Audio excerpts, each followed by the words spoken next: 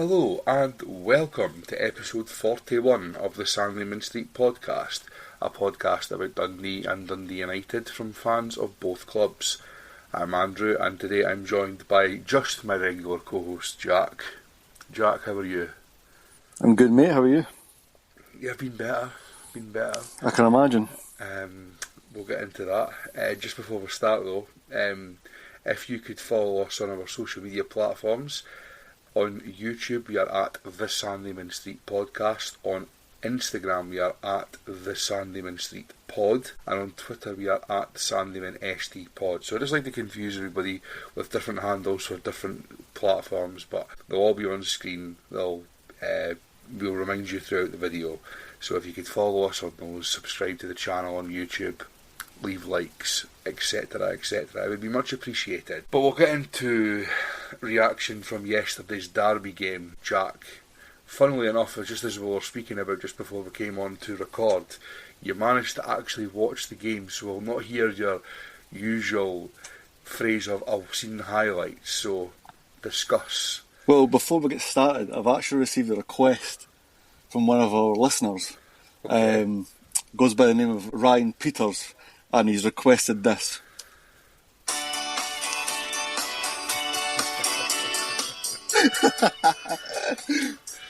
You're going to get us done for copyright, by the way. We're not going to be able to put anything on YouTube now. Ah, you will, that's fine. You get 5 seconds. Anyway, yeah, so... You can tell Ryan Peters that he's a baldy bastard.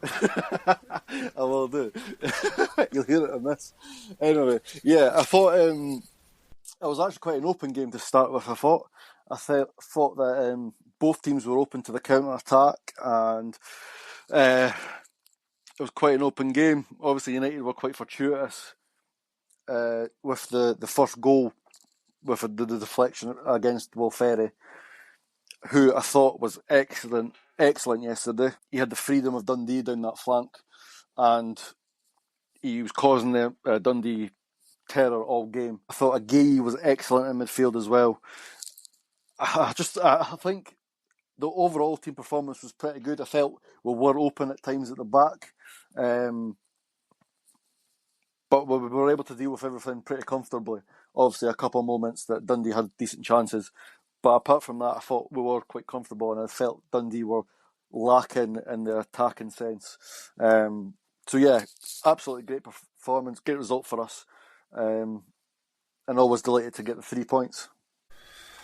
Yeah, well, I thought United were good as they needed to be, really. I don't want to come on here and sound bitter or try and take away anything from the performance or anything like that. I thought that Dundee were right back to the beginning of the season awful when they were putting together a team, and to be honest with you, they've been showing flashes of that for quite a few weeks now, and I wouldn't say it's concerning in terms of getting relegated, although I wouldn't rule that out, but it's certainly concerning in terms of they've seemed to regress since they beat Motherwell 6-7 weeks ago. They're going to need to get themselves at least a win or two to calm the nerves down for the people who will be worried about relegation. Yeah, I thought, going on the first half, I thought the first half was fairly even. United probably would have just edged it in terms of chances, possession, etc. But Dundee were well in the game in the first half. They looked threatening from set pieces, but other than that, they didn't look very threatening at all. I think Congreve had one where he spun at the edge of the box and got himself free onto his right foot. It was blocked well or saved well. I've not seen that chance back, and it's hard to see exactly what happened from where I was in the ground. You don't get the best of angles. The lower fair play, quite low, and obviously it was at the other end of the pitch. But United obviously go 1-0 up. You say fortuitous. As good as much as better as United were compared to Dundee yesterday, you're absolutely right. It is a very lucky goal. I suppose you earn your luck, don't you? But Dundee needed to come out in the second half, in the first 10-15 minutes of the second half, and really show that they meant business, and they never turned up the entire second half. United just had to do what they needed to do what they needed to do to keep themselves on top of the match, and then eventually they were going to get their goals, and they got 2 goals in 2 minutes, and that was the game finished. The game was finished and the first of those goals went in, but the game was really finished when the second of those goals went in, and it's really disappointing considering that Dundee were very, very good at Tannadice in the New Year's game back in January, and then they obviously went into the game at Dens a couple of months ago or 6 weeks ago with a bit of momentum, and said on the podcast last week that I was always a wee bit worrying as a Dundee fan when they go in and everyone's perceiving Dundee to be favourites, and United have been rubbish recently, and what Dundee are going to finish above United and all this sort of stuff, and it's always worrying as a Dundee fan. And Dundee were hopeless in that derby until 2 goals in injury time, and in all honesty United let them out of jail in that game. You would have thought they would have learned from that, and they fell right back into the same pattern of that game and let United do all the things that United done well in that game again. They let them do that. I thought the team selection was baffling. You've got Ryan Astley coming back from suspension. I had a feeling he would have put him in at right back. It worked well in the derby at Tannadice earlier in the season, and I thought it's good for not just attacking set pieces, defending set pieces, given that United have play the 3-5-2 or whatever with the 3 centre halves. It balances out the height when you're going forward and going back in set pieces, and it didn't so much of a problem with that, but it totally baffled me that he played Samuels instead of Derry Wright at left back. Obviously Samuels is left footed, but Derry Wright's been one of Dundee's most steady players this season. I cannot believe he dropped him. It's just absolutely baffling to me. And then Samuels turned in the biggest dog shit performance of all time yesterday. He was absolutely hopeless, and he's been like that in every derby he's played in this season. He was absolutely hopeless. The thing is with Samuels is that he never started the game previous at Kilmarnock before the semi-final break, and he came on at maybe at half time or at some point in the second half, and he was very good. But then what happens is that he then gets his opportunity in the next game, and he just totally shits the bed, and that's the reason why he'll probably never make it at Dundee, and he'll probably go down the levels in England or something like that, because I just don't think he's good enough. He's not good enough consistently. He needs to find consistency in his performance levels, and he's certainly not had that since he came to us midway through last season. I thought Tony Yagan must have at least been carrying a knock, because not only did he not start, which was baffling enough to say the least, he then didn't come on until the 70-odd minute, and Charlie Riley came on before him. But according to Stephen Presley, it was tactical. Now, maybe that is just, what managers are like. They don't want to keep the cards close to their chest. But if it is tactical, then it's another baffling one, because in every derby Tony Yagan's played, other than the first one of the season, when I think he probably came on as a substitute at Dens, when, as I say, Dundee were kind of piecing together their team. Every derby he's played in, he's caused problems. He was very good at Tannadice. He maybe wasn't so good at Dens, but he was pinning the United right side of centre half back, and he was beating them. So, and another thing you say about Tony Yagan is that you don't get the ball off him very easily. So when you're getting him on the ball, whether it's on the halfway line, whether it's in at the final third of United's defensive territory, he's keeping the ball and allowing other players to get up the pitch and get into attacking areas. And Scott Wright just didn't do that. He was coming far too central too often, so the whole of the left hand side was free. Maybe that was a tactical decision to allow Samuels to get up the pitch, but he was getting pinned back by United's right-sided wing back. It was just an all-round disaster. And then what they were then doing was they were trying to overload the middle of the park with Danda, who I think gets a lot of over-the-top stick. He was hopeless yesterday. He was hopeless. He gave the ball away time after time after time. Ethan Hamilton couldn't get himself into the game. Wesley, who was meant to be playing in a midfield three, kind of dropping in from as the second striker, and then obviously going forward to join Ashley up front. He wasn't getting involved, and you were ended up in a situation where 3 midfielders were getting overrun by 2. The boy Savelge and Agui, who, as good as he was, I think me or you could turn in a half decent performance if you had the space that he was getting yesterday, because nobody was going near him, nobody was tackling him, nobody was getting close to him.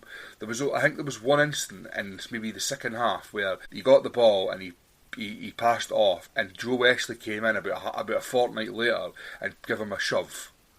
No, get on top of him, especially Joe Wesley, because Joe Wesley should be the one who's dropping in to sit on top of him.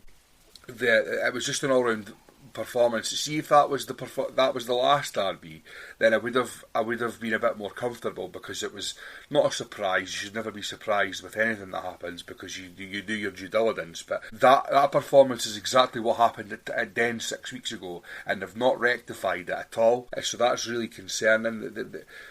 In the last derby, I thought United done really well squeezing Dundee into their own half and not allowing the wingers to get Dundee's main strength to get on the ball in dangerous areas, and Dundee really needed to result in kind of half gambling, half cheating, with their wingers kind of taking half cheating positions and then over the top quickly, get the ball forward quickly, and the wind was killing them and their inability to find anyone with a pass. Yesterday they could have done the same. There was no wind, it was a nice day, and they just didn't do it. They were constantly getting pinned back. United were constantly getting overloads, and it just when a team's getting overloads constantly, there's got to be space someplace else. There's 11 men against 11 men. United weren't playing with 5 players more, and you need to find that space, and Dundee just could not do it. It was an all-round pitiful performance. I mean, obviously we'll touch on the major talking point in the first half at some point, but it was really, really as good as United were. Dundee were as poor, I think. Yeah, I think that definitely helped, the fact that Dundee just went up to the test yesterday. I think, like I say, I think United were there for the taking if a better team had turned up that day. I think we were quite open at the back to start with, and Dundee just never exploited that. And I think as the game grew on, the defence managed to shore up itself a bit, and Dundee created a lot less chances. When you mentioned Agay, how anyone could go in the middle of the pitch and got the freedom he did, I'm not saying he's levels. I'm not comparing him to this player at all, but you could say the same with Sergi Busquets. He was the type of player who, when he got the ball, he seemed like he had acres of space and acres of time, and nobody pressed him, when in reality, he was just that good that he was levels above the players, and he just managed to make himself space all the time. Could that not be the case with Guy? Like I say, I'm not making the case that he's Sergi Busquets. That's just ridiculous. But could it have been that the tactic and the plan was to press him, and he was just able to get out of these situations all the time? I don't know. But yeah, I thought Dundee were very, very poor. Danda was very poor. Gave away the ball a lot. I think we pressed him very well. Didn't give him any time on the ball. I thought Hamilton, I like Hamilton. I didn't think he'd done much. He was better than Danda, I think. I don't know what it is about Dundee or Presley in particular, but you seem to go on this good run when you played Jones in the middle of the pitch with Hamilton, and I don't know if he's injured or whatnot, but I don't know why he wasn't starting with Hamilton. He seems to bring a bit more about him than Danda, and if anything, you could play him in there and it would free up a space for Danda to be a bit more creative. But he's not that ball-winning midfielder, the midfield destroyer that you need in there against United, because United are going to be physical, and he's just not that type of player. He can't deal with the physicality, I feel like. So, yeah, all in all, I think it was a poor performance for Dundee. United were at least up for it, and obviously getting the 3 points is great. Obviously, we'll go and probably discuss that, the VAR call now. What was your thoughts on the decision? So, I think the problem is that everybody's focusing on what was not right in terms of why the goal was disallowed. And this is my major issue with VAR, as much as I'm an advocate for it. Everybody obviously who listens regularly knows that I'm all for VAR, but it needs to be done properly, and it needs to be done not on the cheap. I've said that hundreds of times. yesterday, Stephen McLean will obviously be sitting there with his cock in his hand and his anti-Dundee specs on, finding any which way to give any decision against Dundee. So he was absolutely fucking chugging himself off when he noticed that there was something to disallow that goal for. But no. In all seriousness, the problem is that, and I know that a lot of people seem to think that this is a stupid thing, but in England, watch any Premier League game, when the referee makes a decision at the monitor, he'll announce it to the stadium. This is my decision and this is why. Right, Dundee number 12 is getting sent off for tackle on United number 3. Right, now a lot of people criticise that, and it's usually people, well, ex-professionals or professionals on podcasts who dinna sit in a ground and pay 30 quid for the privilege every week. We're the people who pay your wages and the referees' wages, and all the money that comes into Scottish football predominantly comes from supporters in football stadiums, because we keep getting told that we're per capita one of the highest watched leagues in Europe or the world. We rely a lot on our ticket revenue compared to other leagues in terms of TV money sponsorships. But we get treated like shite at every opportunity. We're never listened to when it comes to whether we want league reconstruction or change in Scottish football. We're never listened to when it comes to we get treated like shite for police or whatever. We never get listened to when it comes to VAR.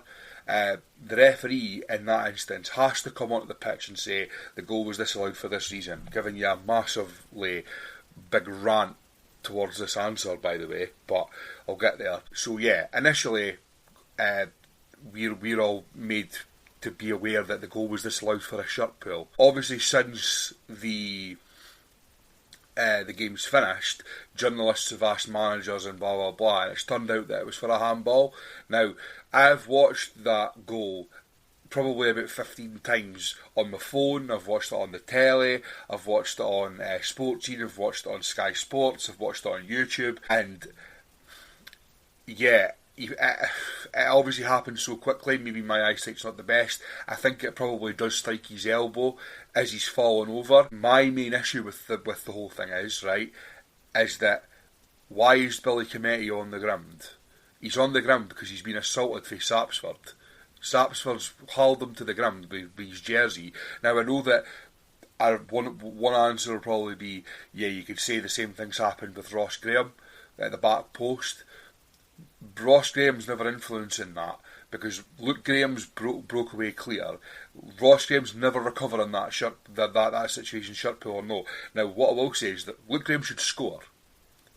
He's got a free header 6 yards out. He should score that initially. I think it's a great save, by the way.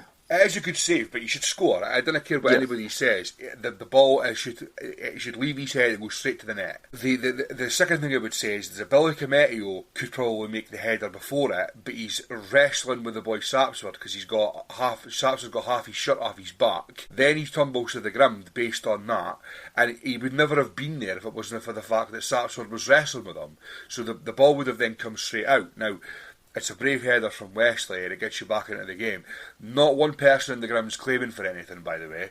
So there's initially nothing to suggest that the goal's going to get disallowed. Then Stephen McLean gets his magnifying glass out and finds something to disallow it for. All in all, the decision is right in terms of why the goal was disallowed. My argument would be, why is it not being brought back for a penalty on Cometti?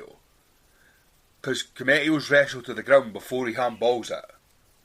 Yeah, to be fair, I can't really input much on that. When I've been watching it in terms of the pulling on Graham. It wasn't until just before the podcast we went live that I seen and read that it was due to handball. So I was never paying attention to Billy Cometti handling the ball, being pulled down, etc. I was always paying attention to Ross Graham getting pulled because that's what I thought it was based off of. For a handball, obviously it happens very quickly, and I can't put input as to whether he's been pulled down or not. I never paid attention to it. If he has been pulled down, and it's happened, obviously it happened before the handballs happened, it should probably be a penalty based on what you're telling me.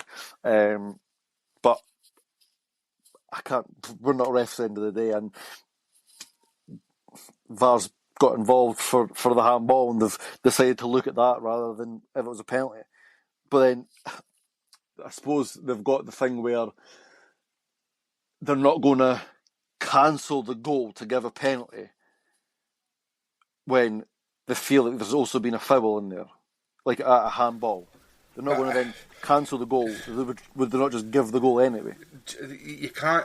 You can't give the goal because the goal's given was led directly from a handball, whether it's deliberate or not. That's a rule that's been in for a few years now, where if a handball in the build up to a goal leads to a goal, it's disallowed whether it's deliberate or not, and that's fine. I've got no argument with that. If the ball has hit him in the arm, the keeper's then saved it. It's bounced in the air and Wesley has headed in the rebound.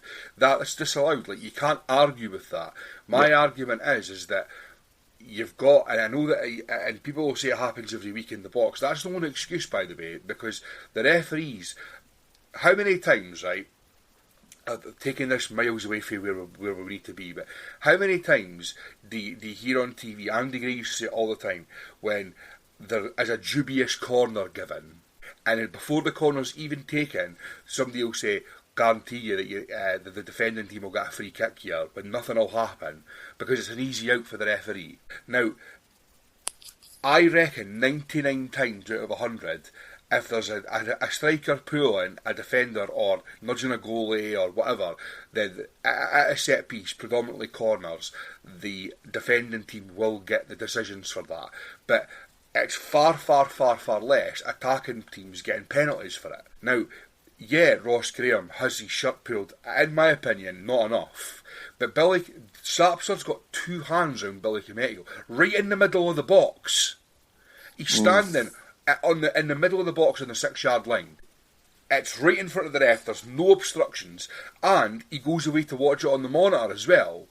How can the ref not say, yeah, he has handballed that, we're going to disallow the goal, but he's on the ground because Sapson's had a wrestle with him, so it's a penalty? I don't get that. Listen, Jack. Dundee got beat yesterday 3-0, and they deserve to get beat. And even if that goal did count, I'm not saying for a second that there'd been any difference to the result of the match. It would have been 3-1 instead of 3-0. Yeah, something could have happened drastically differently if the goal was disallowed. But neither of us are ever going to know that because it didn't happen. True. But it's just so frustrating that these things don't happen. And I met Martin yesterday for a pint after the match to watch the Hearts Hibs game. One of the questions he says to me, we didn't really speak very much in detail about the game, but he says to me, what do you think of the referee? And my first answer to Martin was, he was just shite. Like, there's no like, oh, he's anti-United or anti-Dundee, or he made massively, glaringly bad decisions. They're just shite, eh? Like, they give things that aren't fouls, they give things that are. They didn't give things that are. Like, there was one in the second half where Samuels gets in front of his man, right in front of us, right on the touchline, and throws himself to the ground. It's never a free kick, right? And he doesn't give it. 30 seconds later, exactly the same thing happened in the middle of the pitch, and he gave it. You're like, why is one a free kick and one not a free kick? Position on the park.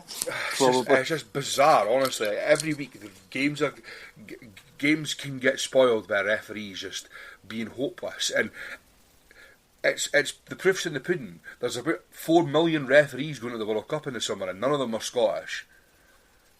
I was having a chat with one of the boys in my work today, and he was saying apparently the only reason Scottish football has VAR is so we can get refs at the World Cup and Euros. Well, I think that's the way that he's worded that is not correct. And so Willie Collum or whoever it was said that they wanted to bring in VAR to Scotland so that the refs they have the opportunity to go to these tournaments because they're using what all the top referees are using. But they're not using it well enough because none of them are getting picked. But yeah, that's true. Yeah, fair. Anyway, yeah, a deserved win, and obviously that's United now far and away from Dundee. I don't think it's possible for Dundee to finish above United anymore. I could be wrong, but I don't think it's. It might still be possible, but United would have to lose 4 games and Dundee would have to win 4 games, and that ain't happening. So no. Can I just say, I also thought it was an interesting tactic by McCracken to decide not to dive for any of his any of the efforts yesterday. Now he a bit more in the loop about my thoughts and feelings. Yeah. All 3 of them, he never moved from the spot. I think the first goal, I'm not saying he could have saved it, but I mean, the ball went in at about 1 ball spin per hour. Yeah. And he just stood and watched it and watched it and watched it, and it was like slow motion. I mean, those are the. I know that this is going to sound like a better Dundee fan, but those are the type of goals that United score against Dundee, and Dundee didn't score against United. Yeah, I see that. I can definitely see that. Just so fucking lucky. Anyway, that wasn't a great confidence booster for Dundee, especially on the run that they've been on recently. It's obviously a good way for United to go into the summer in a bit of form. With Derby win, a win against Celtic, potentially a win against Aberdeen if you can beat them in a few weeks. Is there anything that you would like to add to the analysis of that, of the Derby? No, nothing to add to the Derby, no. Okay. Well, the score predictions are in, Jack, and I'll tell you that if there's one tournament that I'm going to be winning, it looks like it's going to be this one. So we went for 1-1 was the scoreline you went for. I went 2-0 United. 3-0 United was the full-time score. 1 point for myself. That moves me on to 30 points. And it keeps you on 25. So with 4 game weeks remaining, you're needing to pick up a 5-point deficit. Do you think you can do that? Probably not. What do you think's more likely? Do you think you're going to get a 5-point deficit in that, or do you think you're going to get the 25 points in the Futbology Challenge? How many points am I on the Futbology Challenge? Well, I'll tell you later on. Yeah, probably the 25 points. And I think it's been our tits up for you ever since we were at that party, and your mate Ryan Peters says to you that you're the best score prediction in the podcast. Yeah, I don't think I've heard one like since. And ever since then, it's been right tits up. It has indeed. Anyway, we'll cover the rest of the weekend. It's actually been quite an exciting weekend in Scottish football. Quite a few good, decent games. On Saturday, the scores were Aberdeen 1, Kilmarnock 0 and St Mirren 0, Livingston 2 in the 3 o'clock kickoffs. Livingston obviously get their first victory since August in the league. Later on it was Celtic 3, Falkirk 1. So all in all, good results for Dundee in terms of the other teams that they're wanting to keep below them. On Sunday, obviously it was United 3, Dundee 0, Rangers 2, Motherwell 3. Big result in the title race, and another big result in the title race. Hibernian 1, 9-man Hibernian 1, Heart of Midlothian 2. So Hearts keeps Hearts top of the league, with Rangers at Tynecastle a week today, Bank Holiday Monday. And I think if that goes south for Rangers at Tynecastle, you could count their title chances out. Agreed. So it's a great chance for Hearts, by the way. That is. So to go from a 3-horse race to a 2-horse race. I think Celtic are at Hibs on Sunday, and if I was Hibs, you can call me bitter as much as you like, I would be playing my under-16s. Fair. So yeah, that's the rest of the weekend results from the Premiership. St Johnstone wrapped up the Championship. They've lifted the trophy on Friday, so they'll be back in the Premiership next season. We'll get a local game there. I don't know if Inverness, did they wrap up League One? I never noticed. So in League One it was 1-1 with East Fife and Inverness. Stenhousemuir beat Alloa 1-0, so I assume that keeps the title race going into the last game. And League 2 it was Spartans 1, Elgin 1 and Dumbarton 0, East Kilbride 1. So I wonder if I can find the leagues. Here we go. So League 2, 35 games with a game to go. It is East Kilbride 66, Spartan 63, and East Kilbride have a 5 goal better off goal difference. So there's pretty much the league title wrapped up for East Kilbride, given unless there's a massive swing in goals. In League 1, after 35 games, Inverness 66, Stenhousemuir 64. So tight. That's tight, and it's Inverness are going to need to lose because they're 14 goals better off in goal difference than Stenhousemuir. So whoever the guys are playing last game of the season will be interesting. Actually, now we're speaking about lower leagues, which we don't usually do, I was wanting to get your take on the whole thing with Linlithgow Rose, if you've been keeping up to date with that at all. I think I read about it briefly. I don't actually know what's happening. So it's basically exactly the same thing as what happened to Buckie Thistle a couple of years ago. So Buckie Thistle won the Highland League on goal difference to Brecon. One of Brecon's many hard luck stories in the Highland League, and won the chance to play East Kilbride, it was that year, in the Pyramid playoff semi-final, so the Highland Lowland League round of that. I think it was then to go and face Stranraer that year, but they didn't have the bronze licence in time, or they didn't apply for it or whatever, so they didn't get to take part in the playoffs. East Kilbride got a bye, went on to play Stranraer and got beat from Stranraer. Last year it was obviously Brora who won the league. They faced East Kilbride. East Kilbride progressed, and then ultimately I think it was Bonnyrigg that they played and beat Bonnyrigg over 2 legs. So this year Linlithgow went into the last game of the season away to Bonnyrigg, who also had a chance of winning the league, and Clydebank played Cally Braves. Clydebank beat Cally Braves, but Linlithgow beat Bonnyrigg, so Linlithgow won the league. And it turns out that they've not got their licence. They asked for an extension, and it was something to do with accounts and a couple of other things. And the SPFL or the SFA said no, so then they've been taken out of the playoffs. Brora, who won the Highland League, have had a bye, and they're going on to face Edinburgh City. The first leg is a week on Saturday. Now, it's typical Scottish football. You've got a team like Clydebank who have done all the prep work and have a bronze licence, and they've lost the league by a point. Why do they not get to take Clydebank's place? Yeah, I think that should be what should be happening. And the year before, a couple of years ago when it happened before, you had Brecon, who lost the league on goal difference. They had all the things in place, and they never got to take Buckie Thistle's place. So now Edinburgh City, who ironically don't have a bronze licence, are playing against Brora, and I can guarantee you that all these Central Belt teams will want Edinburgh City to win. Oh yeah, definitely. Because nobody's I think Clydebank should definitely get a chance at playing against Brora, because, like you say, they're 1 point off. I think if the top team can do it, get the second place team to do it. Give them a chance to go up. It's not their fault that Linlithgow can't play. You know what I mean? So I don't think that's very fair at all, to be honest. No, it's all self-preservation. Yep.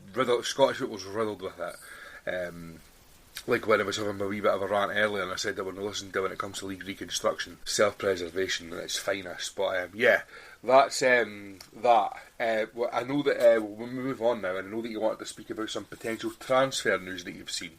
Yeah, so I was just reading the forums as I do every once in a while, and I've seen one that's quite interesting actually, and it's a goalkeeper name being linked, and it's one that United fans will know well, and it's Jack Walton.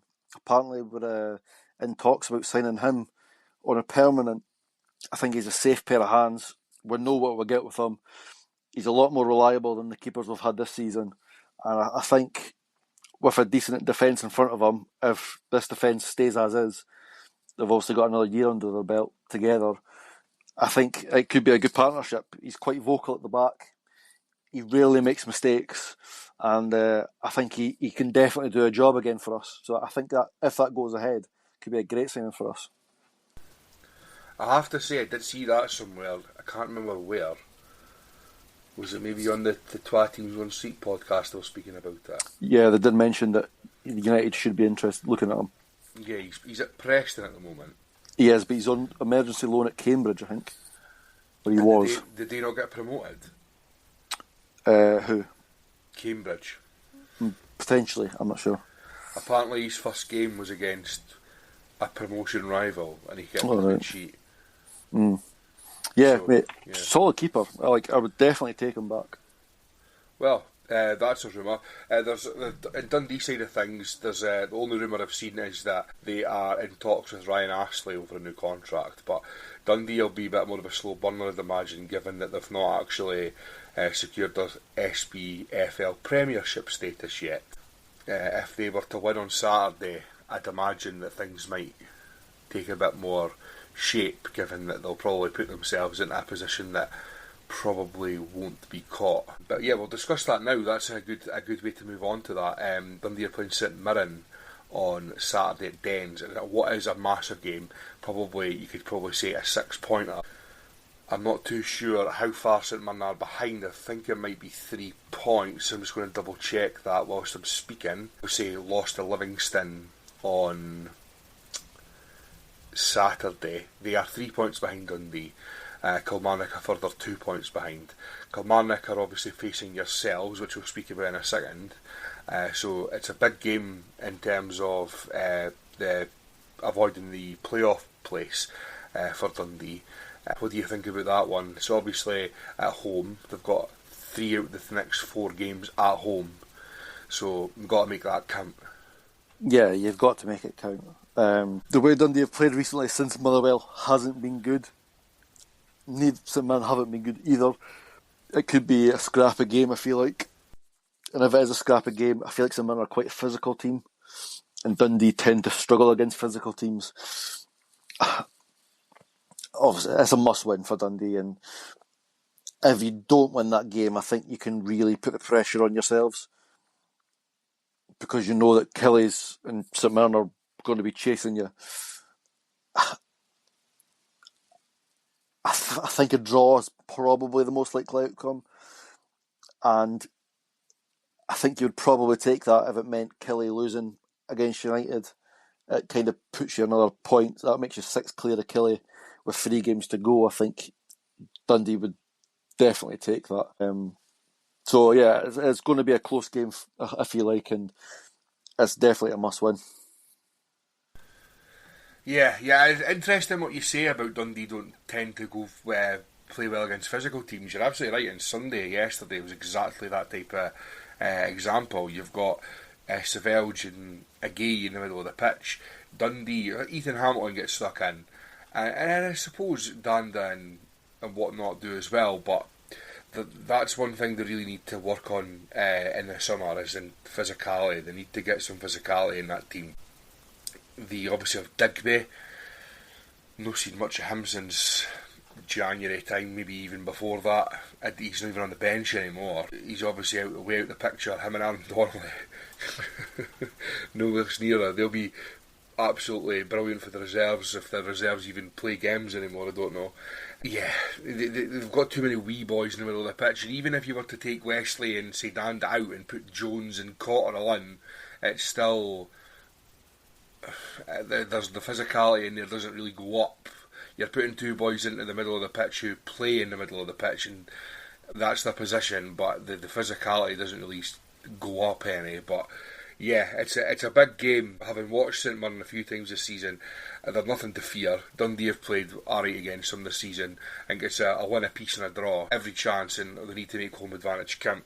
But whilst Dundee are playing that game, United are at their old foes Kilmarnock on the disaster of a pitch that Neil absolutely was scathing of last week a few times. Obviously Dundee would like United to, one of those rare occasions where Dundee fans will want United to win, and normally when that's the case they get beat.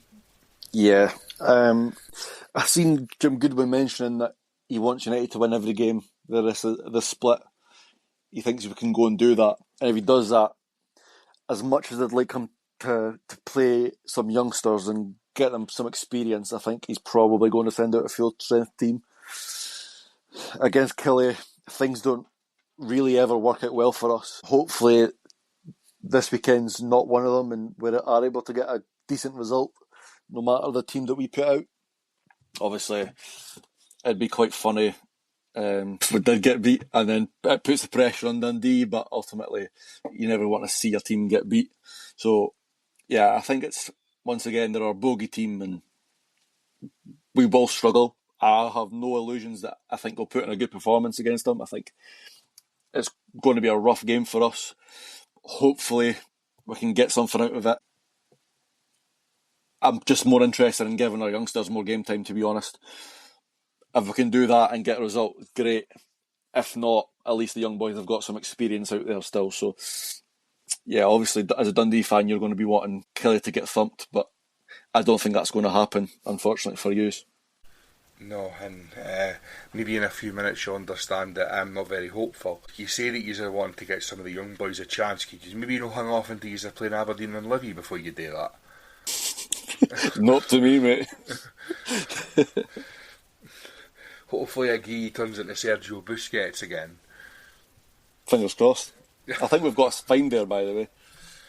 Well, seems to be anyway, and it's amazing that you get that. I know in this day and age you've got, is it Y Scout and everything, and you can get players from anywhere and watch hundreds of hours of footage, but it's amazing that you could find a player from a team like that, Israel, Ashdod or something. Like, second division, by the way. A lot of United fans will probably have never even heard of them. Yeah. And we've put out this boy who's potentially getting called up for Ghana. He was on a 5-year deal at Ashdod, and I'm guessing we've paid a fee for the boy. But he's still only 21, mate, which is scary. Because he dominated that midfield yesterday.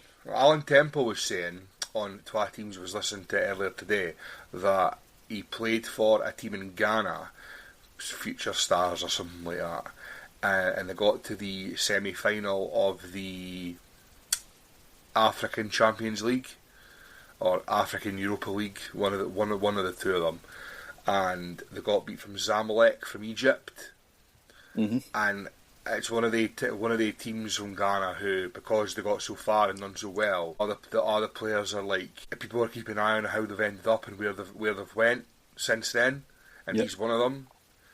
And there's apparently United have been alerted that there's going to be scouts coming to watch him, like get scouts of the Ghana national team. Yeah, which would be great, because if he gets called up, he could get called up for the World Cup. I don't think he will, but that would be excellent for United and him as well. Well, it would be, you get money for him, don't you? It's like $8,000 a day or something. 15 grand a day it is, mate. Is it? No bad. And we've got Dario Namo getting called up to Iraq, potentially. Dario Namo for Iraq? Yeah, his dad's Iraqi. So, his dad apparently flew over there, filled in the paperwork for him, and he could be getting called up to the World Cup. And where's he from? Like, where was he born? Finland. Finland. Oh. Yeah. So he played for the youth teams at Finland throughout the whole setup, and Iraq apparently have asked him before to sign, and he said no. Pay for them, he said no, but I think he might be doing it now. Well, he's going to jump right in a World Cup opportunity, is he? Of course, who wouldn't? Exactly. Unless you're Harvey Barnes. Yeah, true. Yeah, so that's definitely something to look forward to. Yeah, obviously with potentially getting into the World Cup. I wonder who's in Ghana's group. There's so many teams in this World Cup now. That's not a bad thing in my opinion. You know how much of a football geek I am, and I know that you're fairly similar. I'm looking forward to games like Uzbekistan and Jordan as much as I am to watching Messi and Mbappe and everything. Probably looking forward to them more. But it'll be interesting to see. Dundee have, nobody that I could think of off the top of my head who's got a chance to go and play in the World Cup. John McCracken maybe, unless he's still rooted to the spot at Tannadice. I think he could get called up, by the way. If he puts in some decent performances, I wouldn't be surprised to see him get called up. Mate, there's surely 3 better goalies than him. Surely. Who? Surely. Who? Craig Gordon is injured and about 48 years old and he's better than him. Yeah, but he's not going to get called up. Yeah, he will. If he's fit, if he's fit, he'll get called up. Yeah. Angus Gunn has played about 3 minutes of football a season, and if I be for Scotland, then he'll still get a call up over him. And then you've got Kelly, Bain. I have to admit, I quite like Liam Kelly, and I wish he would go and play regularly, but he got a lot of stick after the first half performance against the Ivory Coast, which I thought was a bit harsh, but I suppose. But yeah, World Cup's for another day. We've got plenty to discuss about that later in the year when that gets closer. The score predictions for each game, Jack. So first of all, you've got St Mirren against Dundee. I'm interested to hear what you're going to put for that. I'm going to go... I think Dundee are going... I'm going to go 1-0 St Mirren. Ooh. Go rogue. Okay, and Kilmarnock against United. I'm going to back United. I'm going to go 2-1 United. Okay. So interesting, we've both went very different. So for the Dundee St Mirren game, I went for 2-2. And for the Kilmarnock against United game, I've actually flipped yours and I've went 2-1 Killy. I mean, that result would not surprise me in the least. So but I just got an inkling. Well, let's hope that your inkling is correct. Yeah. Because if Dundee didn't lose, at least if they lose as well, it doesn't put their position in jeopardy. True. Yeah, so that's the score predictions locked in for next week, and on next week's podcast we'll find out how those went. Just before we finish off today, the Futbology Challenge, still neck and neck between me and Martin, and both results that we had this week make sure that it remains that way. So the league table and results will be on screen now. Jack had a forfeit weekend, as you could imagine, so he remains on, I think it's 24 points. It'll be on screen to confirm that now. I had we'll cover my game first because it was the first game, the most furthest back game. It was a game between Dundee and Hearts from April the 27th, 2013, 5,896. Watched Dundee defeat Hearts 1-0. The managers were John Brown and Gary Locke. For Dundee, Steve Simonson, Benedictus, Easton, Gallagher, Lockwood, Toshney, Davidson, McAllister, McBride, Baird and Finnegan. On the bench, Baird, Irvin, Conroy, Kerr, Riley, Barrowman and Nish. And for Hearts, they went MacDonald, Barr, Webster, McGowan, McHattie, Hamill, Stevenson, Holt, Sutton, Walker and Ngu. And on the bench were Ridgers, Mackay, Tapping, Towell, King, Carrick and Smith. There were 2 red cards. John Beaton was the referee. Somehow he's still refereeing. Webster on 28 and Riley for Dundee on 89. The scorer was Ryan Conroy on 82 minutes. That was up there with one of the... I mean, there wasn't a lot of games that season that could qualify for my favourite game of that season. Not very many wins, but it was in amongst that spell where we had to win about 5-6 games in a row to have any chance of staying up, and I think this was the 3rd game in a 3-game winning run that we won at Dens, and it was obviously 82nd minute late free kick from Ryan Conroy, and it kept it on going until the weekend after, where we ultimately lost to Aberdeen, or drew with Aberdeen I think it was. Carnage ensued from that game. Keeping up with me in the top of the league is Martin, who had a game from April the 27th, 2019, a game at Tannadice between United and Falkirk, 5,260, watched United defeat Falkirk 2-0. Robbie Nielsen and Ray McKinnon were the managers. For United, they went for Siegrist, Booth, Buhena, Reynolds, Robson, Payton, Reynolds, Robson, Watson, Butcher, Harks, McMullen, Safranco and So. And on the bench, Laidlaw, Seaman, Chalmers, Stanton, Fivey, Clark and Smith. And for Falkirk, they went with Burgoyne, McGee, Robson, Dixon, McKenna, Keeler, Dunn, McShane, Osman, Waddington, McLean and Rudden. And on the bench, Fasan, Kidd, Petrikavitius, Todorov, Jarvis, Bruff and O'Hara. The scorers were Buhena 15, McMullen on 26, and the referee was Stephen Kirkland. Never heard of him before. So that means that there's a 2-point gap between myself and Martin still at the top of the league. 2 game weekends to go. So nip and tuck. Jack, who do you think's going to win that? I'm gonna back. It's difficult because you've got a lot more fixtures than Martin has. But I think United might have it in the bag. I think I'm going to get to Martin. Okay. Well, usually what I was going to say was we could keep going until the end. So actually, you could help me decide this. So I was going to stop. So we're 36 game weekends in. I was going to stop at 38 because there's 38 game weekends in the calendar. We could maybe go to 40 because we were still carrying on during international breaks. So we could go to 40, which means that'll probably take us to the end of the season. We could do that, yeah. Yeah. The only problem is that because after the split, there's not a lot of games, and back in the day, if you were watching a team in the first division, your season was finished now. The fixtures are drying right up now. Yeah, true. So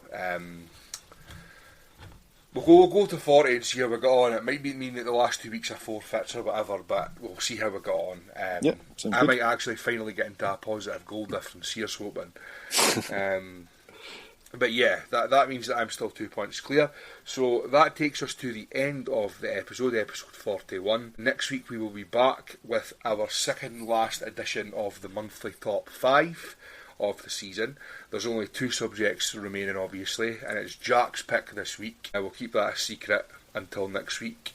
But 2 good subjects left to pick, and we will be back with you with that. Just before I leave you, the social media platforms for ourselves are Twitter at SandemanSTPod, at SandemanSTPod. On Instagram we are at the Sandeman Street Pod, and on YouTube at the Sandeman Street Podcast. So if you could find us on those, subscribe or follow our channels, and if you could leave us a like, comment, share, all that sort of stuff, it'd be much appreciated. So from Jack, who is not playing Beautiful Sunday anymore, and from myself, thanks very much and enjoy your weekend. Cheers.